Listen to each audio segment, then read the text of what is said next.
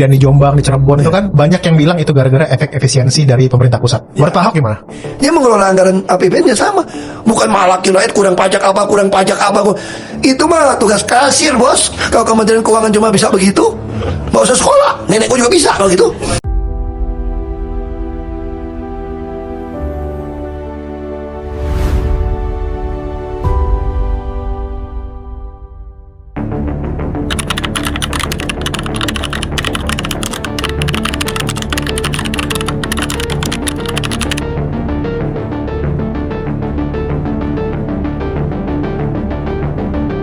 Kembali lagi dari Filter bersama gue Tirta. Bersama gue Vincent. Wah, lokasinya beda ya, Cen ya? Waduh, kayak lebih apa ya? Lebih mewah. Titik nol ya. Dibandingkan dengan studio kita nih agak beda ya? Agak beda. Luxurious. Bener. Kali ini kita ada di ruangannya Pak Ahok. Karena Pak Ahoknya di ruangan pajak, jadi kita yang menyesuaikan. Yes. Datangan Bapak Basuki Cahayapurnama atau Yes. nama terkenalnya Pak Ahok. Apa kabar, Pak? Selalu baik. Selalu baik. Nah, Vincent langsung, Cen. Aduh, ini Lempar ke pertanyaan Vincent. pertama nih Pak ya. Bukan pertanyaan, kita diskusi aja ya Pak ya. Iya. Saya nggak sure apa. Ini kantor gua loh. Keluarnya masih butuh lift. Iya. Susah pulang ya. Tapi tadi Pak Ahok bilang mau ditanya apa bebas. As Ahok ini. As Ahok, Iya, iya. Bebas ini kok. saya- Kita juga bebas cegat lu turun. Siap. Ampun Pak. Ya, Pak, saya nggak sure Bapak udah tahu ini atau belum. Cuman di pidato kenegaraan kemarin Pak. Pak Prabowo sempat bilang sesuatu tentang komisaris BUMN. Ya. Ada katanya komisaris yang cuma datang rapat sekali sebulan tapi gajinya 40 miliar setahun. Saya yakin itu bukan Pak Ahok. Gitu ya. Nah, ini kan menarik ya karena Pak Ahok juga sempat jadi komisaris di Pertamina ya, Pak ya gitu. Dan yang lucu juga dinamik antara Pak Ahok sebagai komisaris dan direksi ini mungkin agak sedikit berbeda gitu ya dengan BUMN lainnya. Bapak sempat sedikit cerita juga bahwa kayaknya komisaris cosplay jadi direksi gitu, Pak Ahok sempat bilang gitu kan. Nah, menanggapi hal ini Pak gitu ya, apakah betul ada beberapa BUMN yang terlalu royal nih Pak sama komisarisnya, dan sebenarnya model kompensasi yang benar tuh gimana Ini sih, Pak? mesti dua sisi nih ya. Ya. Aku cerita nih, jujur aja. Waktu aku baru masuk, aku masih kerja di swasta juga, di dua perusahaan termasuk perusahaan sendiri gitu ya. Kenapa? Karena gaji nggak cukup buat gua di Komut Pertamina. Wah. Buat gua ya, buat gua nggak cukup gitu ya. Iya. Gaji ya, ini jangan bayangin gaji. Kalau cuma 100-an juta, gua nggak cukup, jujur Oke. aja. Karena gua punya anak buah banyak kok. Betul. Setiap kantor kita usaha bisa dapat lebih banyak. Nah, waktu itu saya kerja, saya masih ingat dulu ditanya, gaji lu nggak cukup ya di Pertamina ya, sampai lu masih mau kerja di swasta terus usaha gitu loh. Memang nggak cukup, gue bilang. Iya, gue nggak cukup. Kenapa gue bilang nggak cukup? Aku nggak tahu ada tantim. Karena secara logika saya, kalau di swasta, pengawas itu yang nggak baik dapat bagian sama direksi dong. Iya, benar. Kalau gue ngawasin lo, gitu ya. Gue dapat bagian 45% yang ngawasin lo. Ya gue lolos-lolosin aja lo supaya gue kecipratan 45% dong. Lu makan 100 kan. Nah, ternyata setelah saya baru masuk kan November. Itu dia kasih laporan dari direksi. Tahun depan kita proyeksi akan rugi $1 miliar. Waduh. Baru masuk, bos. Bukan soal gajinya, udah gaji 100 juta lebih kalau rugi pasti orang tahu sendiri kalau Ahok kan. Pasti yang hater gue kan nyerang gue nih. Sampai sekarang kan masih nyerang. Siapa bilang Pertamina untung, Ahok rugi kayak gitu tuh. Dia kagak baca koran itu. Memang kadang penyerang tertentu lah itu mungkin. Iya. Apalagi kalau gue rugi nih, langsung gue panggil direksi. Di situ orang ledekin gue. Mereka lapor tuh ke oknum DPR. Oknum DPR ngomong tuh, itu Komut rasa dirut ya. Kok panggil rapat itu kita seminggu bisa 3 kali itu rapat sama direksi. Karena gue takut rugi kan. Itu kita jalanin cost optimalisasi belum ada nama nih. Ya biasalah kita otak dagang, kalau bilang mau rugi, biaya mana nih bisa gue sembelih nih gitu. Mesti dipotong dong. Tapi juga yang mesti kita kenapa mesti panggil direksi, saya juga tidak mau asal potong biaya yang mengakibatkan tidak ada pemasukan. Jadi bukan efisiensi, optimalisasi biaya. Lu jangan efisien akhirnya membuat perusahaan lu gak income gitu loh. Ini kan bisnis biasa.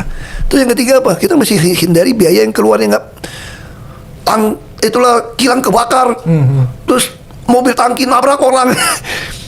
Waduh, kecelakaan meninggal, itu semua biaya tuh. Kapal nabrak, dermaga ditabrak. Nah, makanya aku mesti cegat.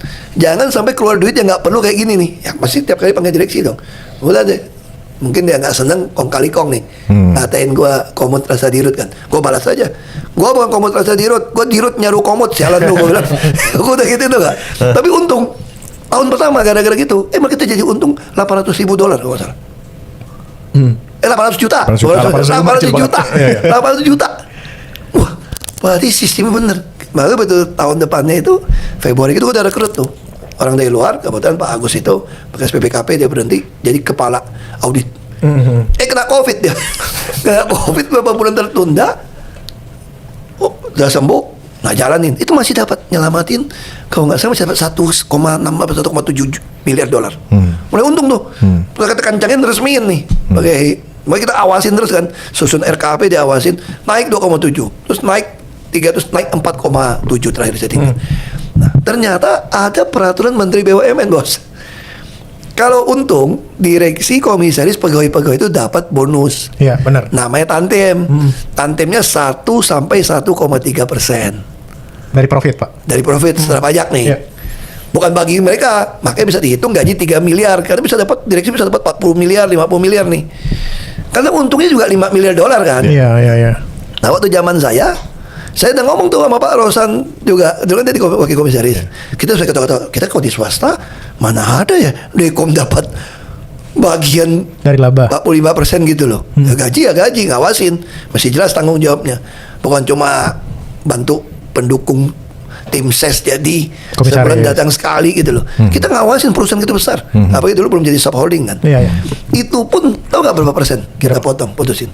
Berapa? Saya boleh dong 1,2%. Kan mentok 1,3 kan? Iya. 1% boleh dong? Boleh. Kita bikin 0,9. Kenapa? Yang dari BUMN. Saya bilang di atas aturan ada namanya etika. Saya tidak pernah takut menggaji profesional di perusahaan saya. Kalau Anda bisa kasih saya keuntungan sekian, gua kasih dong. Lu kasih gua untung sampai 6 miliar dolar kok.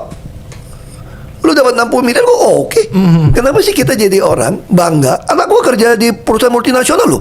Bonusnya gajinya ratusan jutaan dolar loh. Kita bangga nih. Tapi pas di dalam negeri nggak boleh. Ya nggak boleh kan ya kagak kerja, Bos. Udah kagak untung tapi tilep. Ngambil gitu kan. Nah, kalau kamu nggak mau kasih bonus ke orang, kamu nggak bisa dapatin berdasarkan meritokrasi juga yang terbaik. Sayangnya di kita rekrut orang di BUMN ini bukan pakai meritokrasi, Bos. Gue dekat sama lo, partai gue nggak ada keahliannya apa. Tapi gue juga nggak salah, lu mau masukin orang lu boleh, tapi buktiin dong bisa kasih untung. Kalau nggak ganti dong. Nah, itu yang saya maksud. Jadi sebetulnya secara prinsip swasta kita harus ikutin swasta. Di RUT BCA misalnya, kalau untung dia juga dapat puluhan miliar. Wajar. Tapi yang nggak wajar kan lu rekayasa buku, reevaluasi aset. Bisa contoh gitu ya.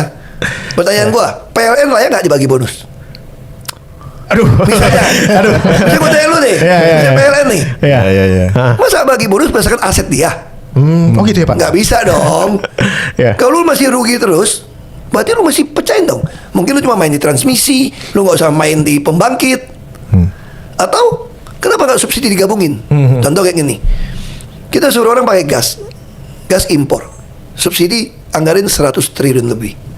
97% gas kita itu yang 3 kilo. Berarti yang di rumah kita yang 12 kilo ada yang nyolong dong, pindahin dong. Kan logika gini nih. Kok didiemin semua? Bagi-bagi ke siapa? Nah, saya usul nih. Kalau gitu gampang saya bilang, stop, nggak ada lagi gas subsidi 3 kilo. Semua 12 kilo. Lalu bagaimana orang nggak mampu beli? Gampang, balikin pakai voucher. Pakai HP lu dong. Kan lu gas kan masih pakai tabung kalau rakyat nih. Kalau gua balikin voucher lu kasih sebulan expired date voucher lu pas lu beli. Kalau lu nggak kepakai, itu voucher kan balik ke negara. Kalau gua keluarin barang ini, dicuri orang nggak bisa gua kontrol nih. Termasuk bensin, lebih murah tau, cuma ada Pertamax dan Dex gitu loh. Orang yang ngisi motor, gua balikin voucher. Kalau minggu depan lu gak ngisi, berarti lu gak pakai kan? Ya gua balikin ke negara. Kalau sekarang selalu SPBU habis, gas langka, rakyat belinya mahal juga tau. Makanya saya usul. Terus yang kedua apa? Saya bilang, PLN udah bayar batu bara, udah bayar semua nih, udah bayar pembangkit gas bumi, udah jalan nih. PLTU-nya atau PLTD udah jalan nih di daerah. Lu pakai nggak pakai sama tuh, udah bakar kan? Nah, kenapa nggak kasih aja subsidi listrik? Jangan 450, 1.300. Kenapa 1.300? Karena mau bikin tungku listrik itu 900 watt, Bos. 400 watt. Nggak bisa masak orang-orang nggak punya duit. Tapi kau coba 1.300 tuh kasih gratis misalnya. Semua orang nggak pakai gas. Gue di kecil. Ke kompor listrik ya, Pak ya? Kau pakai kompor dong. Masak super mie, masak nasi, masak semua listrik. Kata listriknya murah. Sekarang kenapa gua nggak pakai listrik? Rumah gua aja cuma 450 watt. Bisa orang nggak mampu ya. Nah, terus orang kaya nggak mungkin. Jadi gue bilang usulan ini yang aku usulkan. Makanya gue bilang dulu kan dijanjiin jadi dirut. Kalau Iya. gue bikin SK nih, Iya. tahan sampai 4 tahun nih. Udah tahan usulan gue gak diterima. Walaupun waktu itu gue pikir ya, kita hemat procurement bisa 47%. Jadi kalau kita belanja katakanlah 10 miliar dolar, saya dari situ udah untung 4,7 miliar dolar. Dari penggabungan nama-nama, pembelian langsung. Ya dong, kita perusahaan itu besar. Kalau gue mau nego beli air ini sebagai satu holding lebih murah dong, Iya. daripada pecah-pecah. Di situ kita hitung bisa hemat minimal 47%. Nah, kenapa gue tinggalin waktu itu? Kalau dihitung bonusnya gede dong. Tapi kalau terima jadi dirut kan, menurut saya itu udah salah subsidi. Subsidi itu nggak boleh masing-masing dong. Lu gabungin aja pakai voucher kok. Lu tinggal ngaku sama gua.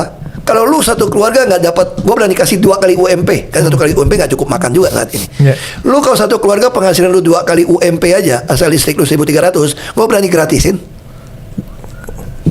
Tapi gua nggak ada subsidi gas lagi loh. Yeah. Terus kita hemat devisa berapa? Gua nggak ada subsidi BBM lagi loh. Semua bentuknya voucher. Lu kalau nggak mampu voucher, aku lakuin di Jakarta kok. Beli beras semua kan dulu nggak ada voucher digital ya. Sekarang ada voucher digital. Lu beli daging sapi 45.000 dulu, kau top up. Nggak ada yang susah ngurus negeri ini. Jujur aja. Asal lu nggak ada berpikir mau bagi-bagi orang untuk terima duit gitu ya. Ya. Jujur aja. Pak, ini kan lagi rame nih statementnya Pak Doni Oskaria ya, CEO-nya Danantara, yang dia bilang ada 1000 lebih, 1048 ya kalau nggak salah, Iya. BUMN dan anak BUMN. 52%-nya merugi kata dia. Iya.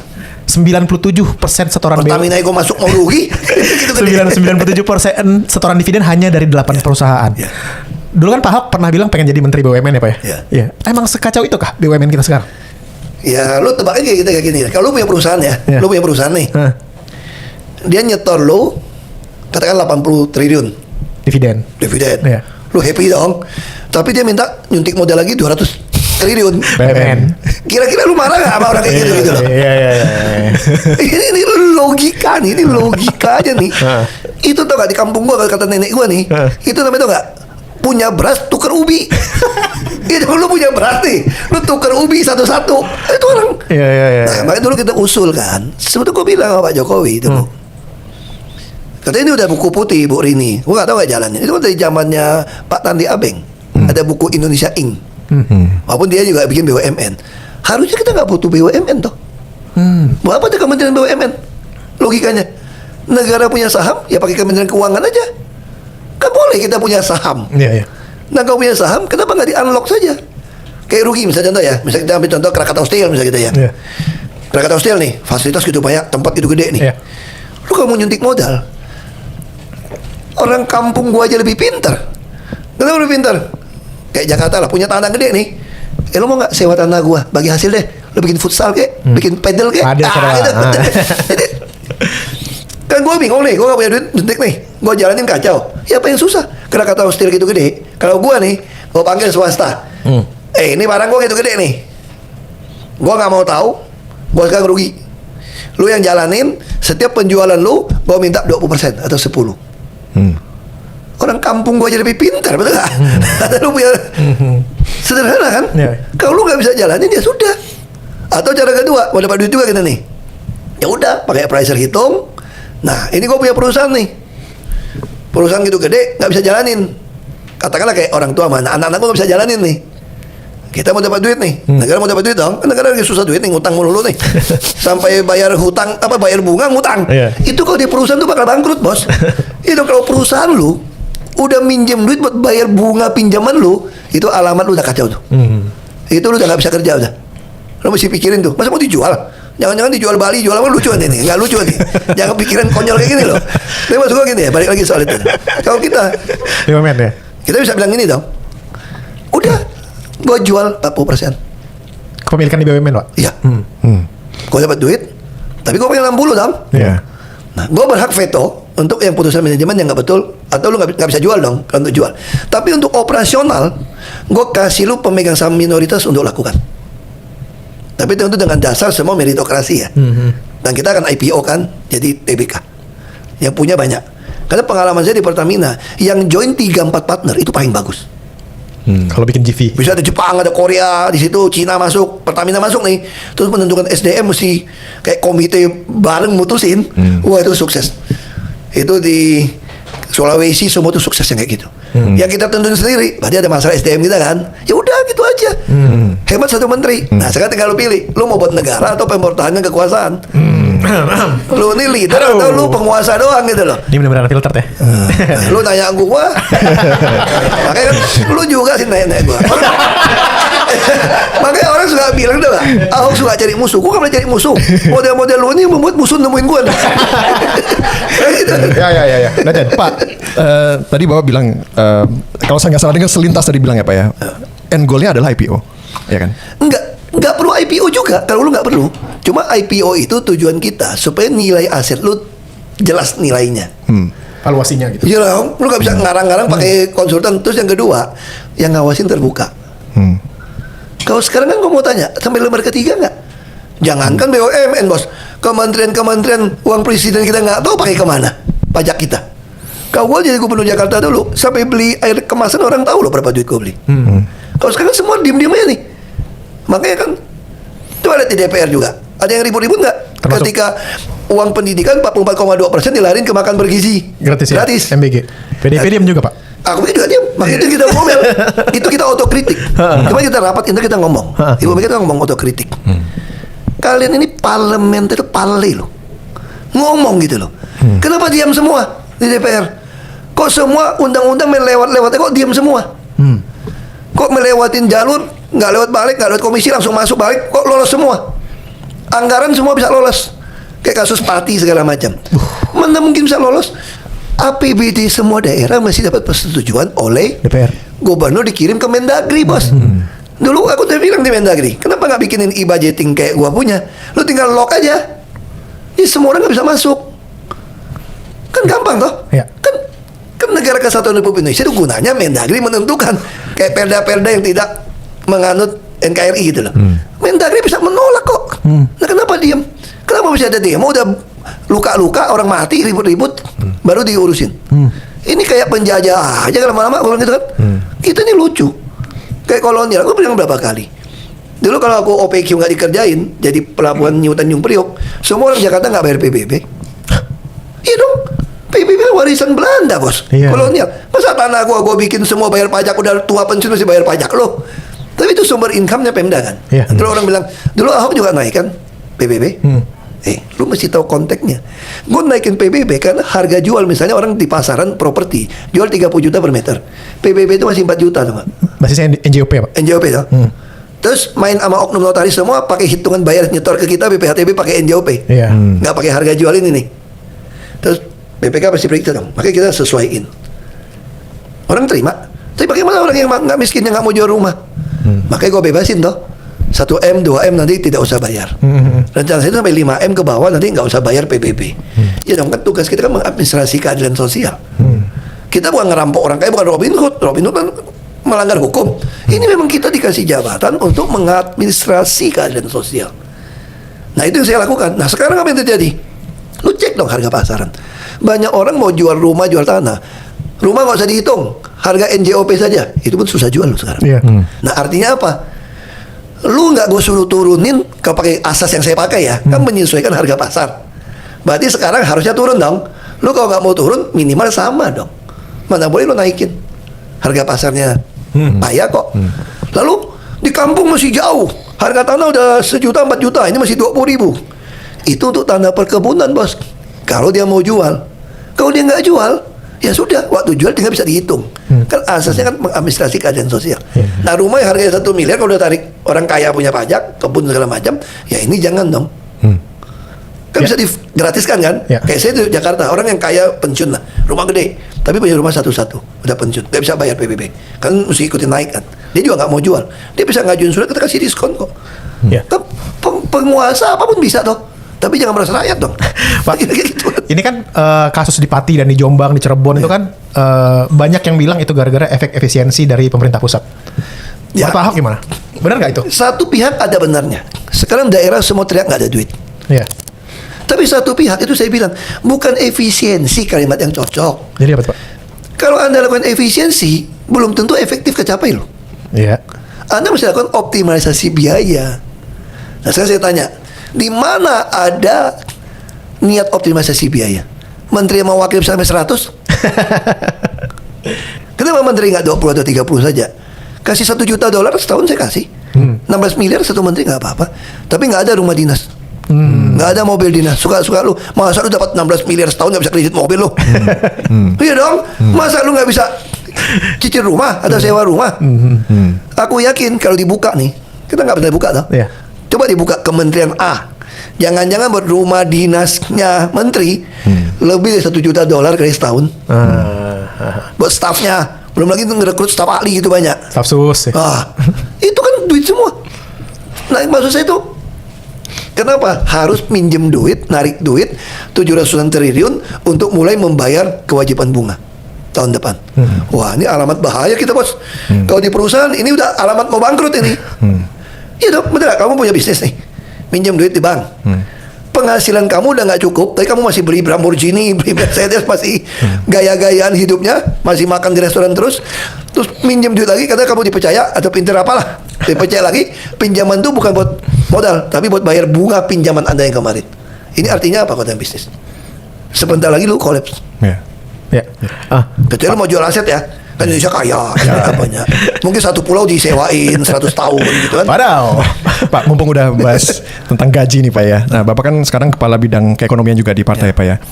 Sopan nggak Pak kalau saya bilang bahwa partai politik itu ada bisnis modelnya gitu ya? Karena di samping harus juga berpartisipasi dalam politik di negara ini, menghadirkan tokoh-tokoh sentral gitu ya nanti di pemerintah, di legislatif. Tapi kan parpol ini harus sustain, gitu Pak ya, harus terus berjalan gitu ya. Apakah ini sebuah transparansi yang harus dibuka ke publik dan apakah sudah setransparan itu Pak? Harus. Kalau PDI Perjuangan itu sebetulnya tuh dia dapat ISO loh soal ngelola keuangan. Satu-satu partai yang pakai ISO loh dia. Termasuk aset. Cuma dia nggak buka full, saya nggak tahu ya. Tapi artinya partai itu lebih dari cukup uang kok, dibayar negara kok. Makanya dulu waktu saya di Komisi 2 DPR RI, saya usulin setiap partai yang masuk ke Dewan, ke DPR Senayan nih, aku berani kasih 2 triliun modal, dipegang KPU ya, bukan kasih modal loh, atas nama KPU didepositoin aja, bukan deposito, beli SBI lah. Kalau sekarang SBI 6,7 loh. Kalau 6,7, bos, lu 1T itu 67 miliar. Ya dong? Ya. Lu kalau 2T 100 miliar, cukup nggak untuk operasional partai lu? Dan ini induk ada uang kan? Kan beli SBI juga. Iya. Kalau 10 partai masuk cuma 20T. Receh. Oh kita 2.700 T kok. Dan ini uang nggak hilang. Tapi disitulah dibuat garisnya dari KPU. Uang apa yang bisa di reimburse, yang mana yang nggak bisa. Ya dong. Sehingga semua partai ini akan harus terbuka. Ngajuin nih. Nah kalau itu terjadi, sehat kita punya politik. Nah kalau sekarang apa yang terjadi? Kan banyak oknum atas nama partai mau ngambil duit buat partai. Partai nggak butuh duit itu kok. Udah jelas ada sumbangan pemerintah. Jangan-jangan bisa kegiatan partai, lu datang ke cukong-cukong, lu bilang buat nyumbang partai gitu loh. Padahal yang terjadi lu beli Range Rover yang baru pas 7 miliar. Oh, ada ya Pak ya? Mungkin. Kan yang ketangkep SB kan beli ruko katanya kan. Iya. Itu lebih gila CSR-nya CSR disuruh kasih BI buat beli ruko. Yang lain juga nyalurin. Kita panggil. Kan keluar nama-nama anggota PDIP tuh. Badan Kehormatan panggil. Tanya, nama lu masuk lu ke media lu. Lu juga nyalurin uang CSR BI kan? Kan kita cuma nunjukin yang mana. Kita juga nggak tahu gimana cara nguangin. Berarti yang ketangkap lebih pintar bisa uangin.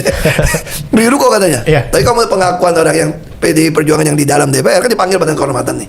Mereka mengatakan kita nggak ambil uang memang betul ke masyarakat. Walaupun secara etika menurut saya itu salah. Maka kita otokritik sekarang kepada partai anggota Dewan. Kenapa salah? Kalau itu sudah Anda putuskan boleh dipakai, itu urusan BI lah bagi-bagi. Kenapa mesti lu yang dapat nama? Nah sama kayak sekarang, itu loh ada beasiswa mahasiswa itu loh, yang orang dapat beasiswa mahasiswa, misalnya apa tuh saya lupa. Yang bagian Komisi 10 semua kalau salah, pendidikan, yang bagi-bagi. Harusnya nggak boleh dong. Kenapa nggak di Kemen pemerintah keluarin aja di website, siapa yang mau dapat beasiswa ini silakan ngadu. Kenapa masih anggota Dewan yang kasih konstituennya? Akhirnya untuk apa? Supaya terpilih kembali. Ya. Orang yang baru mau ikut, ya kalah dong. Lu bisa biayain berapa puluh ribu mahasiswa. Ya. Saya pakai APBN, pakai pajak lu untuk dapat nama. Maka itu secara etika melanggar sebetulnya. Tapi nggak salah dianggap. Nah misalnya contoh saya dulu Komisi 2 kan, saya bilang ribut. Ada Prona BPN untuk orang miskin. Prona ada biaya ukurnya. Loh, pegawai BPN kan udah digaji. Iya. Masa mau ukur lagi per kapling mesti keluar biaya? Makanya orang miskin dia nggak bisa dapat sertifikat dong. Iya. Siapa yang sanggup bayarin lu gitu loh. Terus materi lagi segala macam. Oh, negara kasih perona baik hati. Tapi yang baginya geng-geng tertentu. Presiden datang bagi dapat nama. Harusnya kalau mau ditentukan siapapun juga punya tanah di bawah misalnya kebun 1 hektar 2 hektar, otomatis pemerintah terbitkan sertifikat. Orang BPN datang kantor kok kenapa nggak dilakukan? Jadi kita ini banyak perkeliruan negara ini tuh nggak? Sama juga tanah negara disuruh tanah negara lu punya sertifikat. Sebenarnya yang belum sertifikat itu siapa tanah negara. Monas juga tulis tanah negara. Pas DKI mau mengsertifikatkan, dia itu mungkin punya seknek. Oke, nggak apa-apa. Mesti bayar BPN juga, biaya ukur, biaya apa. Ini negara mana bos? Ya. Kita mau wakil negara mana? Jadi memang saya pikir ya banyak perkeliruan dipelihara untuk membohongin rakyat, tau nggak? Soalnya baik hati sama rakyat nih, miskin. Padahal itu hak. Makanya itu kenapa saya sekarang berprofesi podcast untuk jadi politisi edukator. Kenapa politisi edukator? Karena saya pengen rakyat itu tidak mau terima bare minimum. Dalam hati dia bisa ngutukin, sialan lu, gue bayar pajak, lu ternyata nipu gue ya, pelayanan lu cuma sebatas itu ya. Nah tapi kan gue masih ketua partai nih. Kalau gue lemparin itu dianggap melanggar etika juga dong. Iya. Akhirnya gue ketemu caranya. Berbayar bos, jadi hanya kalangan sendiri. Jadi kalangan sendiri dong. Iya, Jadi gue iya, gak iya. lemparin ke umum bos. Lu bayar 20.000 aja kalau pengen tahu ngocehin gue. Sambil gue kumpulin ini jadi bahan untuk gue laporin ke, karena gue kan kayak ting-tingnya partai nih. Iya. Gue laporin ke DPP, lalu kita merapat dengan fraksi, kita perintah fraksi nih ngomong nih. Iya. Tapi sayangnya mungkin ya oknum di fraksi ini gak berani ngomong. Mungkin banyak dosanya kali, takut. Banyak dosa masa lalu mungkin Pak. Nah itu udah kritik. Jadi ini semua ini disandra gitu tuh Pak. Iya. Paling enak jadi orang-orang bebas ngomong kan. Iya. Pak Ahok kan baru kembali terpilih ya sebagai ketua DPP bagian ekonomi PDIP ya Pak. Dan di Kita ganti kayak model-model quick and gitu dulu lah. Iya. Ting-ting gitu lah. Nah, sekarang kan udah sistemnya otonomi daerah ya Pak. Seberapa besar wewenang Pak Ahok untuk menentukan atau memberi input kepada kepala daerah dari PDIP Ya. untuk bikin kebijakan? Misalnya kan kebijakan kayak Pati itu kan kebijakan kepala daerah ya. Ya makanya ini Pak Ahok kan pasti punya power Ya. kan Pak untuk mengarahkan ini nggak boleh nih kayak gini. Jadi Sejauh kemarin apa, Pak? ditugasin dari Bu Mega secara khusus. Saya, Pak Ganjar, dan Pak Anas. Kan masuk nih 3 nih. Iya. Kita tugas itu memang mau ngajar ke kepala-kepala daerah untuk tahu caranya cari uang yang halal, terus gimana memanage anggaran gitu. Iya. Tapi apa mereka mau ikut? Belum tentu. Kan ada wakilnya, kadang dia cuma jadi wakil kan. Ada yang juga udah tersandera. Udah sistem. Nah di sini kita butuh, kenapa nih partai pelopor pada kaderisasi? Kita ingin banyak orang yang fresh, yang punya idealisme. Kan kami partai ideologi nih. Kita kan dengan menganut asas ideologi Marhainis kan. Ya. Apa tuh Marhainis? Adalah cara ideologi untuk mengangkat kaum Marhain yang miskin petani. Makanya kaum Marhainis harus pintar, harus punya uang dong. Kayak Bung Karno juga sekolah tinggi, tapi dia berusaha mengangkat kaum Marhain. Itulah PDI Perjuangan punya konsep Marhainisme itu di situ. Nah, kita balik ke soal kita. Ya bagaimana? Sekarang kamu mau harapin apa? Kalau di dalam partai sendiri yang bagus-bagusnya terbatas gitu loh. Makanya kita pengen buka seluas mungkin. Makanya kita punya sekolah partai di Lenteng Agung. Tapi sayangnya banyak orang tuh alergi sama politik itu. Waduh. Saya punya omnya dulu waktu masuk politik, langsung dia bilang gini, gue udah gak mau dagang sama lu lagi, Hok.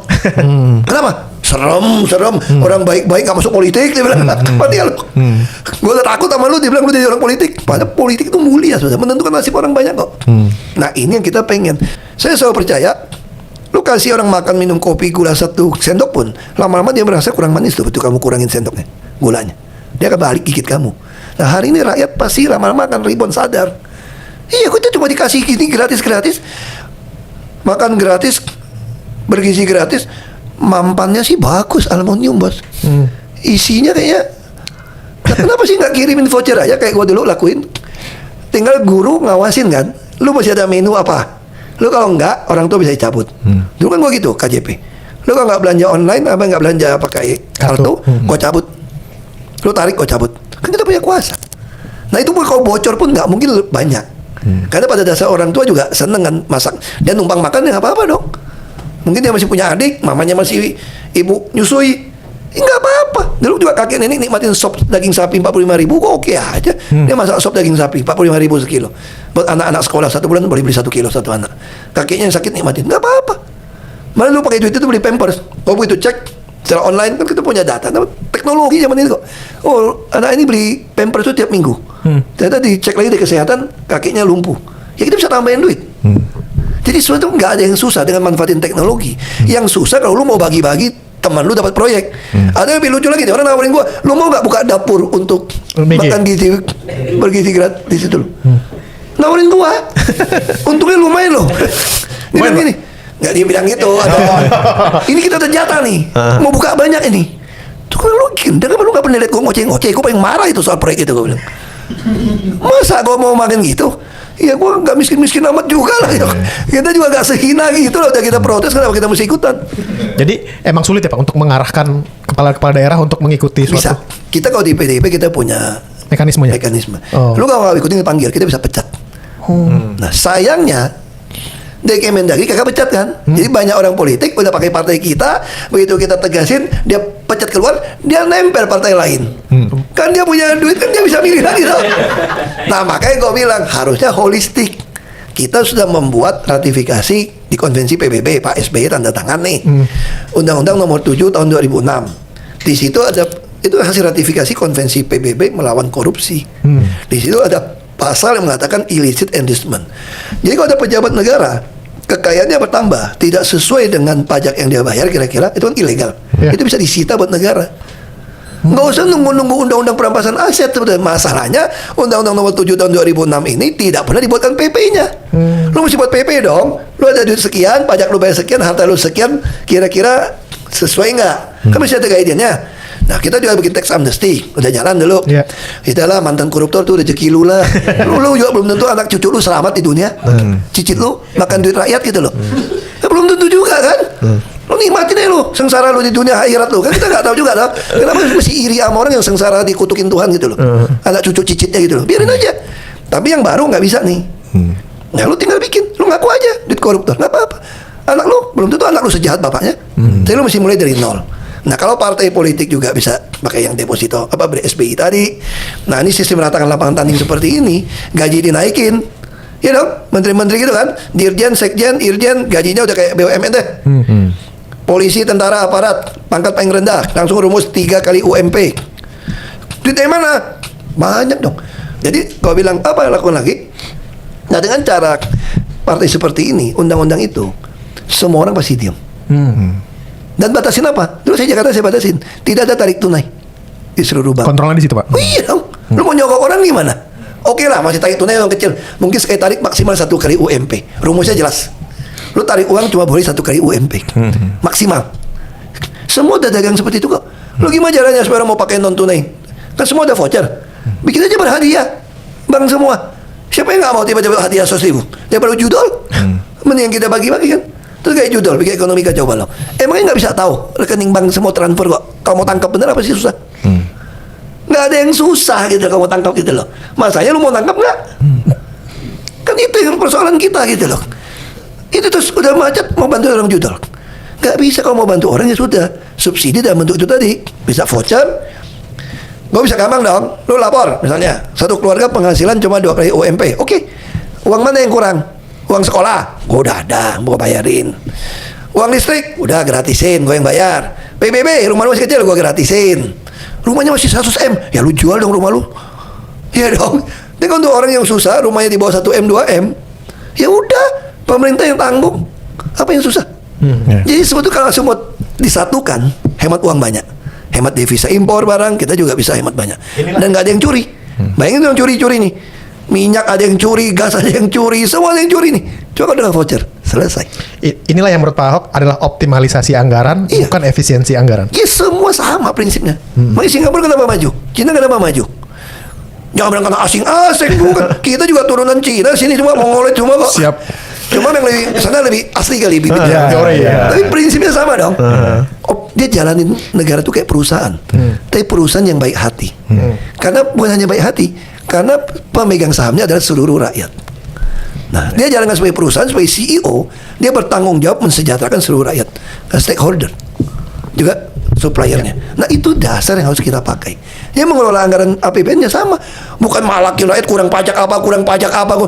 Itu mah tugas kasir, bos. Kalau Kementerian Keuangan cuma bisa begitu, nggak usah sekolah. Nenek gue juga bisa kalau gitu. Serius. Ya, Jan. Ya, Pak. Bapak kan tadi bilang. Sorry, agak emosi. Sangat mengerti, Pak. Karena gue kiki juga pajak tarik-tarik ini. Saya mau bikin Bapak agak emosi lagi dikit. Bapak tadi kan bilang semuanya gampang. Gue bisa tenang kok. Siap. Pak Ahok bilang tadi harusnya semua gampang ya. Mekaniknya semua ada. Kalau anggaplah ada political willingness juga di situ ya.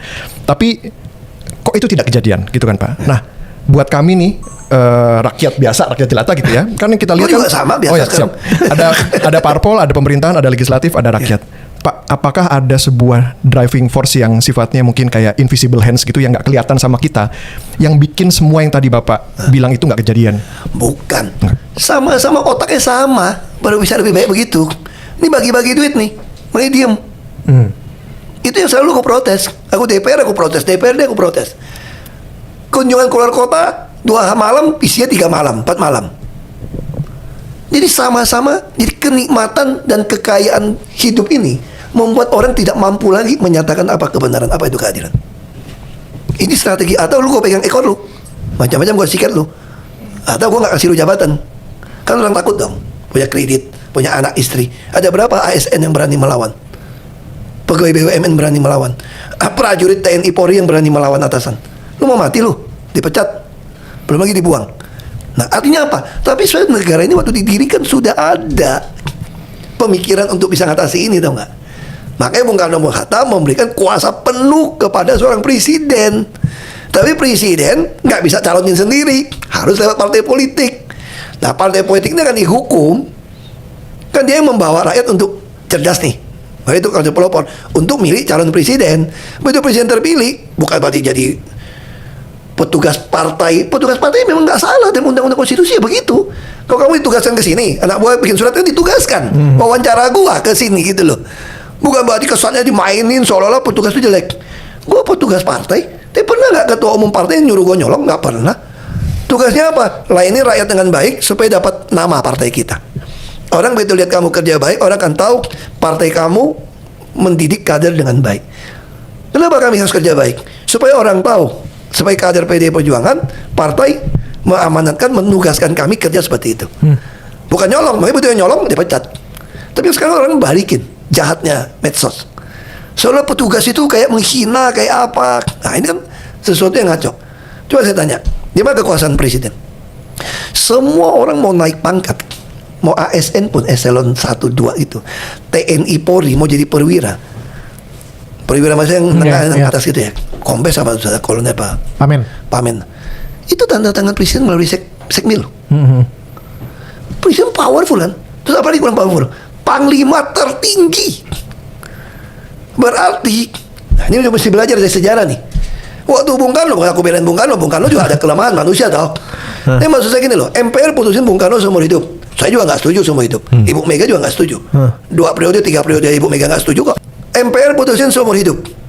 MPR yang sama bilang dia khianat negara. Orang kalau udah seumur hidup apa khianat negara lagi bos? Itu logika nih. Tapi itu logika Orde Baru kan dibalikin. Untuk MPR tapnya udah dihilangkan sekarang. Seolah-olah Bung Karno mau khianat negara tanpa sidang, dinyatakan kayak PKI gitu loh. Terus waktu Bung Karno sebagai panglima tertinggi memanggil Soeharto datang. Pangkostrat tuh, bukan panglima TNI loh. Datang menghadap. Dia nggak mau datang. Itu artinya apa bos? Kalau dalam tentara, desersi bos. Nah artinya apa? Kita balik. Perancis revolusi berapa kali loh?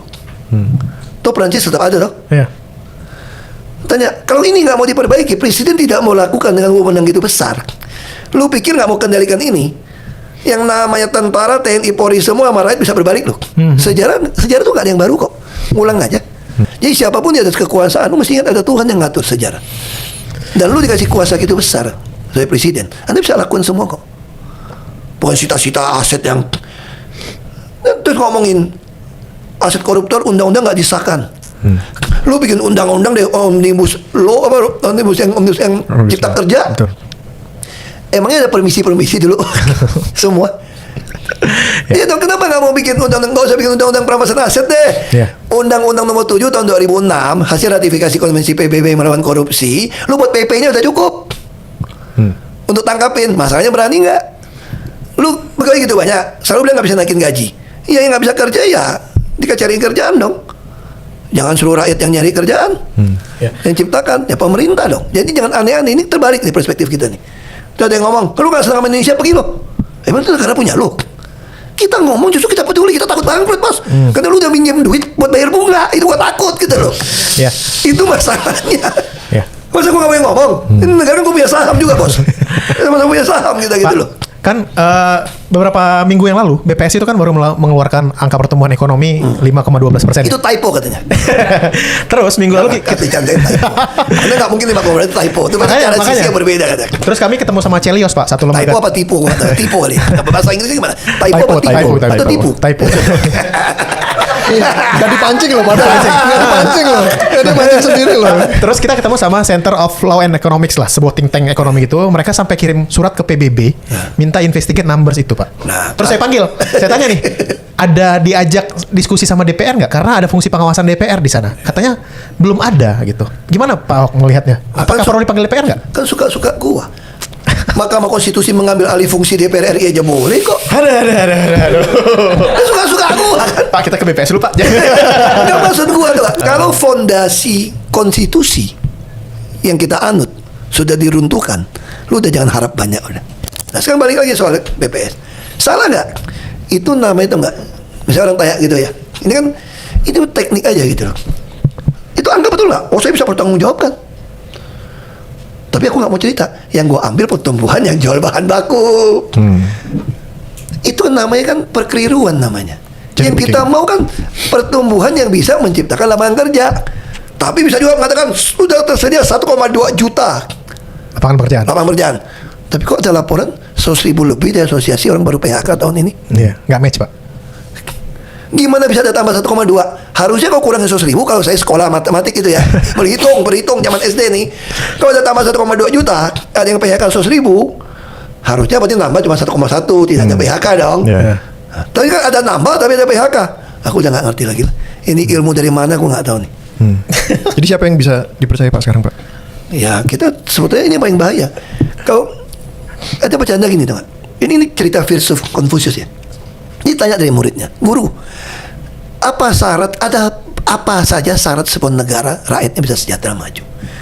Harus ada 5 syarat minimal. Harus ada wilayah dong, ya wilayah udah dijajah dong. Ada pertahanan dong, ada makanan dia bilang, ada rakyat, ada kepercayaan pada pemerintah. Kau cuma satu, aku singkat dah. Iya. Apa yang masih sisa? Kepercayaan. Nah itu yang paling saya khawatir. Pemerintah sekarang tuh jangan terus pakai data segini 5,2. Nggak salah, kan dia nggak sebutin ngambil dari mana nih. Iya. Yang bagi rakyat kan pengertian kita, perspektif kita. Pertumbuhan ekonomi itu kalau mau nyerap tenaga kerja sekian minimal harus sekian persen. Itu arti manufaktur. Iya dong. Nah kalau lu main ini sampai hilang kepercayaan rakyat. Pak, jabatan Gubernur DKI Jakarta kan rekannya Pak Pramono kan sekarang Ya. sedang menjabat nih ya. Nah, saya nggak tahu Bapak aware apa enggak, tapi jabatan Gubernur kan kursi panas. Saya nggak tahu Bapak tahu apa enggak ya. Kursi panas banyak guna-guna berarti ya. Nah, tapi dari kami nih Pak ngerasa mulai sejak pemilihannya Pak Pramono kemarin itu antusiasme warga terhadap pemilu ini tuh agak turun. Apakah karena sudah lelah dengan yang nasional atau enggak? Nah, mungkin sisi baiknya ya Pak ya. Kita sekarang ngelihat Pak Pramono nih jarang dikritik jadinya sama media. Ini hal bagus apa enggak gitu ya? Karena selama ini kan ceritanya kayak kalau udah di Jakarta nanti lari ke nasional. Nah, apakah ini justru sesuatu yang baik sehingga mungkin bisa menciptakan continuity gitu buat Pak Pramono? Jadi kerjanya lebih fokus gitu Pak. Aku nggak tahu itu ya gimana. Tapi yang pasti nomor WA saya kan hampir dipegang oleh banyak orang, tim-tim sukses. Banyak yang komplain dengan situasi saat ini gitu loh. Termasuk ya ada kenaikan PBB di Jakarta misalnya. Nah menurut mereka sekarang jual tanah saja sudah harusnya NJOP udah susah. Berarti udah tercapai dong. Kira-kira mirip itu loh. Harusnya Jakarta udah nggak perlu naik PBB. Ini nih logika nih. Parkir mau dinaikkan, orang ngeluh. Makanya saya rutin mau ketemu. Nanti saya ketemu Pak Pramono, diskusi lah. Kan gubernur beliau, bukan saya. Sebagai rekan saya akan sampaikan keluhan-keluhan yang udah saya simpen. Karena WA saya ya sudah. Nah, tiap 2-3 bulan saya akan lapor ke Pak Gubernur untuk mengambil keputusan yang mengadministrasi keadilan sosial tadi gitu loh. Nah, apa PBB nanti sampai 5 miliar digratiskan, 2 miliar digratiskan. Tapi yang mampu pun harus mendekati harga pasar. Tidak boleh, prinsipnya itu PBB NJOP di atas harga pasar. Yang ada ya di bawah dong. Nah itu dasar, itu perlu kita diskusikan. Bisa parkir mau dinaikkan. Nah dulu saya sediakan bus lantai yang keliling terus di Sudirman Tamrin. Supaya orang tuh saya mau siapin parkir yang free di bawah Monas mau digali gitu. Kan belum jadi. Sehingga motor orang kalau mau masuk parkir di Sudirman Tamrin mahal, mengurangi kemacetan, lu bisa naik bus gitu loh. Wah orang protes saya ngelarang motor. Karena motor juga menghambat kemacetan kan. Saya juga ngerti. Kan kamu bisa lihat belakang. Tapi juga politik kan. Itu politik sesuatu yang biasa.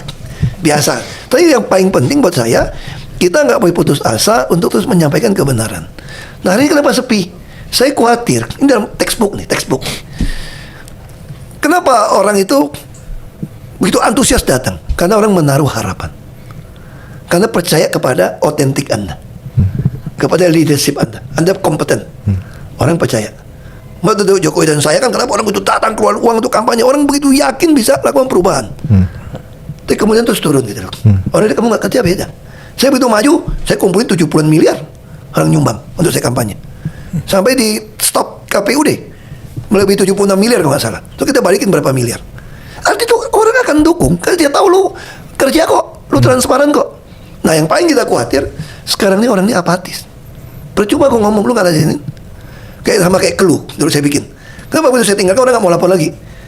Kalau lapor nggak ada tindakan, nah coba kalau waktu saya Anda lapor mau ngaspal gang di rumah Anda, besok saya langsung ngaspal, tetangga sebelah lu langsung iri juga minimal kan, atau itu ya, dia kan lapor langsung, ya semua orang kan lapor.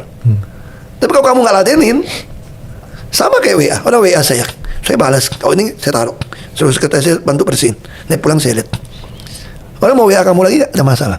Sekarang kalau rakyat lagi susah, kadang rumah sakit misalnya BPJS udah nggak mau tanggung ini nggak mau tanggung itu, orang nggak punya duit mana bisa. Orang gaji 5 juta, 10 juta sakit bisa bonyok loh. Kalau perusahaannya nggak bayar swasta. Nah di situ fungsi pemerintah. Nah pertanyaan saya, kalau saya lagi susah, saya mau nyari siapa? Kebanyakan yang politik tempel-tempel foto gede-gede kagak ada nomor HP-nya lagi. Nah kalau saya kan saya kasih nomor HP saya. Nah sekarang saya ketiban nih, udah nggak jadi pejabat, ada dana operasional, masih orang minta tolong nih. Nah, yang benar mau bantu nggak? Saya ada tim, saya masih bantu. Saya ada yayasan, ya saya sisihkanlah penghasilan saya untuk kira-kira 10% lah saya sisihkan untuk bantu mereka. Jadi kita cek. Nah itu harusnya bukan bagian saya, pemerintah dong, pejabat, gubernur, semua punya operasional. Apa sih susah? Satu atap, nomor orang miskin bocor, nggak usah beda rumah mahal. Beda atap. Sekarang atap itu semua ada seng bajaringan. Atap itu bagus. Mungkin nggak sampai 20 juta. Kalau rumah kecil 7 juta, 10 juta, itu lu kalau pakai 1000 rumah aja 20 miliar setahun. Bisa. Nah itu maksud saya tuh, jadi sekarang saya paling khawatir orang tuh apatis. Saya aja orang banyak gituin saya, lu ngapain sih masih mau ngomong? Lu udah hidup enak-enak, tenang-tenang, udah ada perusahaan, udah bisa kerja sama orang juga mau tarik lu kerja kalau nggak main politik. Kan rata-rata gitu, mau narik gua kerja, gaji gede, tapi jangan politik lagi lu ya. Gua bilang, gua juga nggak bisa. Gua naik mobil bagus, lihat orang pinggir jalan minta-minta nggak sekolah, gua nggak bisa bantu. Itu yang bapak gua bilang gitu loh. Gue di rumah enak-enak itu, keluar juga banyak yang nggak kerja, nggak bisa juga, tetangga semua PHK. Jadi lebih baik gue ikut ngomong, ngelawan gitu loh. Nah itu sih yang terjadi gitu hari ini. Ya, udah cukup. Ada reaction Pak, satu hal yang pengen kita tunjukin ke Pak Ahok. Nah, kita pengen Pak Ahok bereaksi. Ini kita kumpulin dari BBC Pak. Ini gaji DPR yang paling baru, yang baru dapat tunjangan rumah. Enggak, makanya ini angka ini masuk akal nggak Pak? Makanya versi BBC. Tunjangan rumah Jakarta lebih mahal, makanya saya protes. Nyaman saya coret. Ini katanya itu mengacu ke Jakarta. Nggak perlu. DPR RI Pak. Iya makanya kan aku bilang kan, itu tadi aku awal aku ngomong, kenapa semua diam? Kalau lu gaji gede, saya nggak masalah. Menteri aja gue bilang gue usul gaji 16 miliar 1 tahun kok.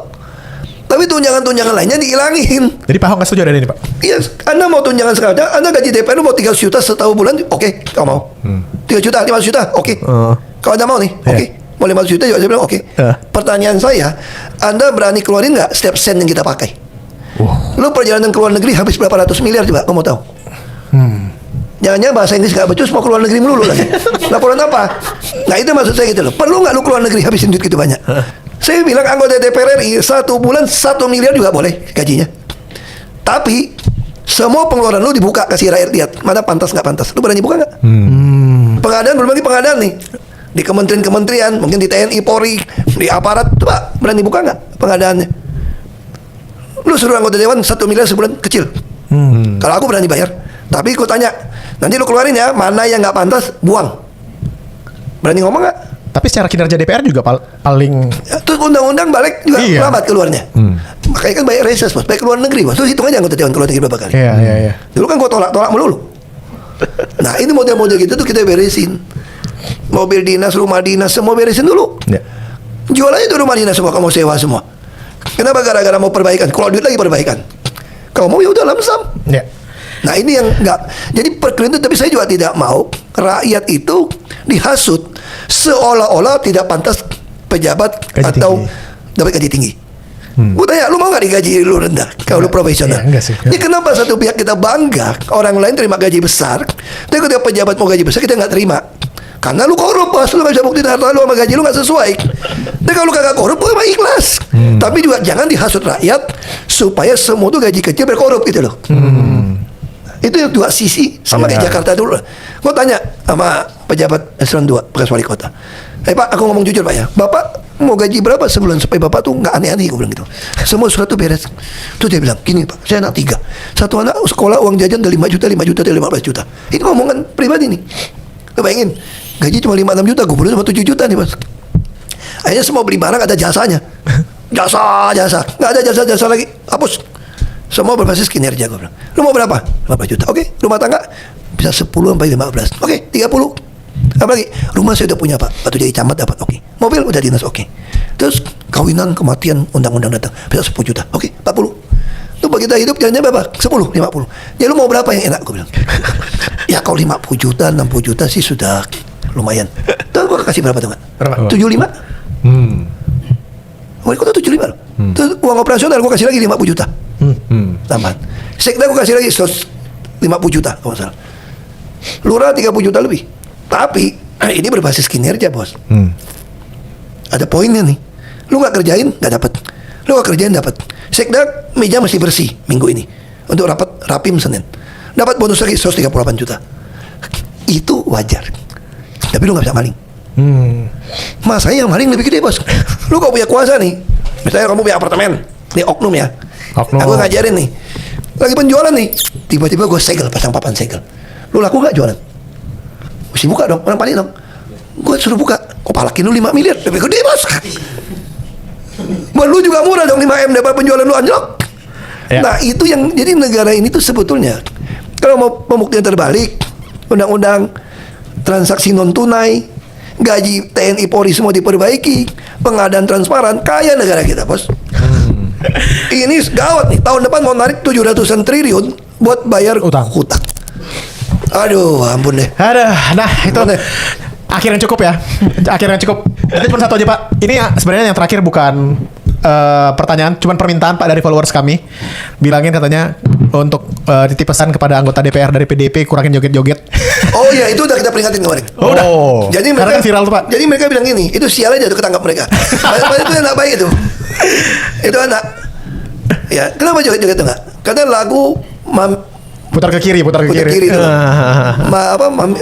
Mau mere. Benar. Itu setelah selesai. Oh. Jadi ya ini bagian Terbawa suasana. Suasana bahwa Oh. dia bilang, gue kirimin. Kemarin udah rapat juga. Kita panggil waktu rapat kemarin. Kita tanya, kenapa sih lu goyang-goyang? Lu gak tahu orang lagi susah. Orang bisa belum. Itu udah selesai dia bilang. Iya. Sumpah ada goyang, kita gak goyang juga lucu kan. Tapi lucunya diambil yang PDIP doang. Ini silakan kan. Saya begitu dari itu nih saya harus ngaduin ke Pak Ahok Iya. ini. Makanya kadang-kadang situasi saat ini saya juga nggak ingin rakyat itu gampang diprovokasi untuk sesuatu yang nggak penting. Makanya benar Pak, setuju. Sekarang lebih penting rakyat itu menuntut transparansi anggaran dong. Lu pakai kemana? Iya dong. Lu apa nggak kaget kalau gue beli sesuatu yang miliaran sampai ratusan miliar gitu loh, yang nggak perlu gitu loh. Nah itu yang penting Anda tuntut. Nah ini medsos kali ini kita rakyat itu harus kita sampaikan yang benar. Tapi yang penting bagi saya, lu buka dong anggaran dong. Pajak yang gue bayarin pakai kemana saja, Bos? Jangan Kementerian Keuangan kayak kasir doang nih. Kurang duit nyari lagi. Lu orang sekolah kok. Lu sekolah luar negeri semua kok kayak kasir, kayak nenek gua aja nggak ada duit minta sama kakek gua. nggak bisa kayak gitu. Mesti clear lah. Oke deh, kita Nah, tutup udah di lah. situ ya. Ya terima kasih atas hospitality-nya udah main ke kantor juga. Dan buat kalian jangan lupa like, comment, dan subscribe. Ketemu di episode Anfield berikutnya. Bye bye. Bye.